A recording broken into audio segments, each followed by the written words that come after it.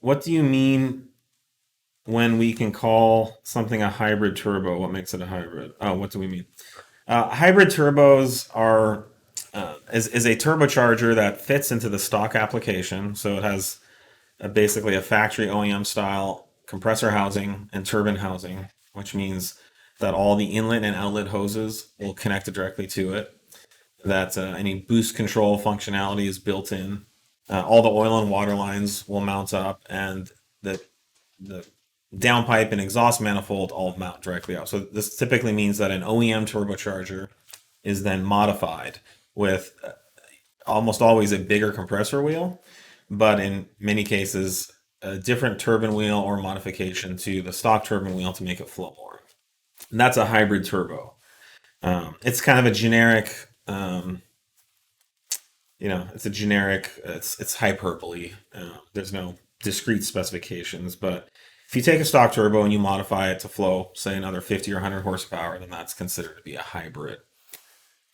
And the hybrids go back to the 80s when there were Garrett T3 turbos and there were Garrett T4 turbos. T4 turbos were like on trucks, semis. T3s were like on Mustang SVOs and Volvos, um, stuff like that. And so some clever turbo builders started taking the T4 compressor wheel and compressor housing, and they messed with the back plates, and they were able to mount the T4 compressor wheel on the T3 center section and turbine housing. So that became known as a T3 T4 hybrid turbo. And again, it fit that same format of, you could take your Mustang SVO, pull the T3 off it, slap the T3 T4. You went from making 250 horsepower to 400. With a fairly bolt up, simple. And it all basically mounted right up. So hybrids go way back. Hybridization of turbos has continued to be more challenging as these turbos have become more integrated into the vehicles. Like there's really no other turbo that you can fit on a 4.0T or a 2.0T. It's completely application specific.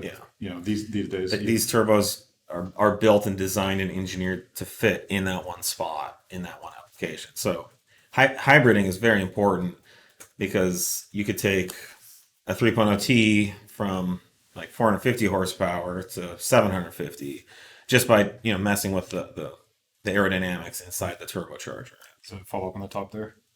Yeah, so full frame turbo means it's just you take the turbo off the shelf. So if you get a Garrett GT35R off the shelf and you build an exhaust manifold or you adapt it to fit in there, that's known as a full frame. So it's basically as the turbo manufacturer supplied with the exhaust, turbine housings and the compressor housing.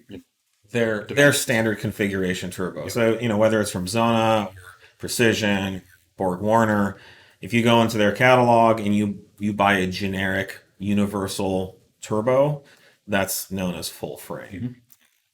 Now, hybrid turbos can make just as much power or more than full frame turbos. Yeah, it all depends what you're starting with. It's a really tough one to kind of blanket statement about because all of the OEM housings are different designs, different limitations. But typically, you start getting into full frame stuff. It means that you can implement some turbos that are much bigger than hybrids. So like once you move on from hybrids in a Daza, I think you can get up to like 800 horsepower or so.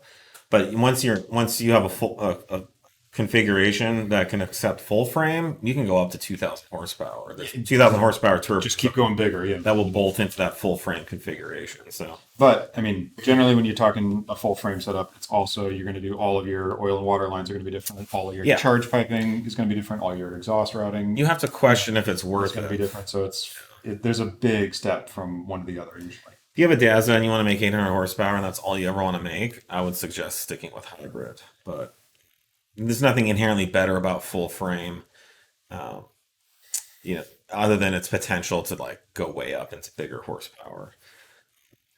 I guess someone could make the argument that with the full frame you have a header that flows better and you have a better freer flowing induction system. And it's possible that there's some advantages there, but Generally speaking, hybrids bolt in, they're much easier to implement. You pay for it on the manufacturing side of designing and engineering a hybrid is much more work than just pulling a full frame off the shelf.